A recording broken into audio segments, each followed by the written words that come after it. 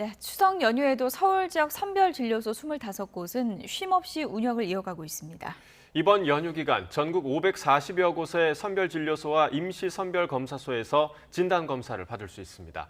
방역 현장에 나가 있는 취재기자 연결합니다. 김대겸 기자. 네, 저는 서울 양천구 보건소에 마련된 선별진료소 앞에 나와 있습니다. 네, 김 기자가 나가 있는 보건소 선별진료소는 연휴 내내 평일처럼 정상 운영하는 거죠? 네, 그렇습니다. 제가 나와 있는 이곳 선별진료소는 추석 연휴 기간 동안 하루도 빠짐없이 정상 운영되고 있습니다. 잠깐 화면을 옆으로 돌려볼 텐데요. 지금은 소독 시간이라 진단 검사를 받으려는 대기 인원이 길게 늘어서 있는 모습을 볼 수가 있습니다. 오늘 하루만 1000여 명의 시민이 이곳 보건소를 찾아 진단 검사를 받았습니다.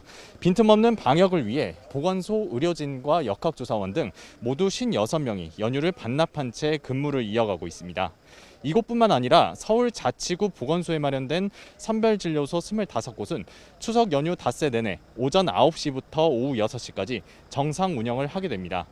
다만 증상이 없어도 진단검사를 받을 수 있는 임시선별검사소의 경우 서울 지역 55개소 가운데 운영을 하지 않거나 그리고 단축 운영을 하는 곳이 있어서 방문 전에는 서울시 홈페이지 등을 통해 꼭 확인해 봐야 합니다.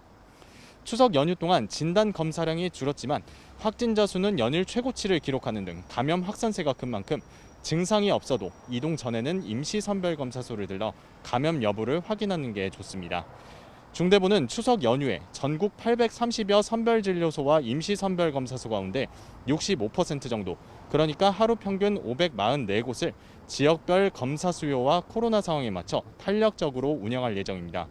이에 더해 경부선 서울 방향 안성 휴게소와 중부선 이천 휴게소 하남 방향 등 4곳의 고속도로 휴게소와 동서울 종합터미널, 부산 서부버스터미널, 남춘천역 등 주요 대중교통 이용지 13곳에도 추가로 임시선별검사소를 마련했습니다.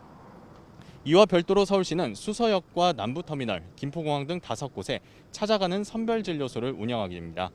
전국 선별진료소나 임시선별검사소 운영 정보는 코로나19 홈페이지나 응급의료 포털, 지자체 홈페이지에서도 찾아볼 수 있으니 참고 바랍니다. 네, 곳곳에 집단 감염도 여전한 상황인데요. 특히 시장에서 확진자가 속출하고 있죠? 네, 맞습니다.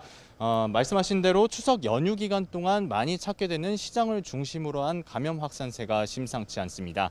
지난달 31일 첫 확진자가 나온 서울 송파구 청과물 시장에서는 추가로 42명이 확진 판정을 받으면서 누적 확진자 수는 모두 341명으로 늘었습니다.